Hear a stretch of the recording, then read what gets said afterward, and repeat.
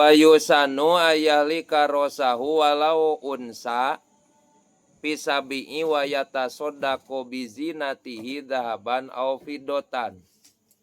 Di hukuman sunat kudu nyukuran sirahna si budak sok sanajan budak nate awewe dina 7 poena dina nalika yaumut tasmiyah atau mencukurang mangayun ya sok aya sagala aya di dinya teh tapi ka awi dijajar-jajar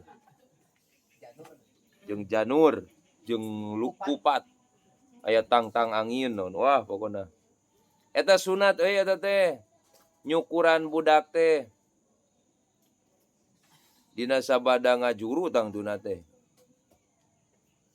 tuluy eta buuk si budak teh ditimbang.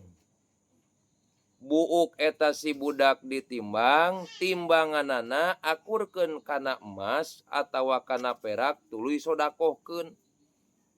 Ti mana dasar hadisna?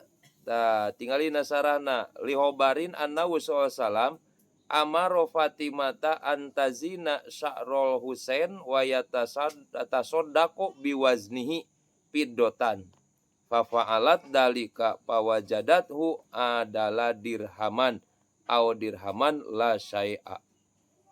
Kitunya. Jadi Kanjeng Nabi miwarang ka Siti Fatimah teh, Fatimah sok timbang tabuuk Husain. Sodakokeun ku anjeun, dihargakeun ayeuna, diakurkeun jeung timbanganna teh kana emas, kana perak. Midamel we eta Siti Fatimah teh. Tanya midamel tuluy dibandingkeun kana sadirham nya emas meureunnya di kana dirham perak. Mun kana emas maka saharga eta tuluy disodakohkeun kitu we. Buuk rapi baheula disodakohkeun teh. Engke mah rapi mun teh mah boga budak ngajam.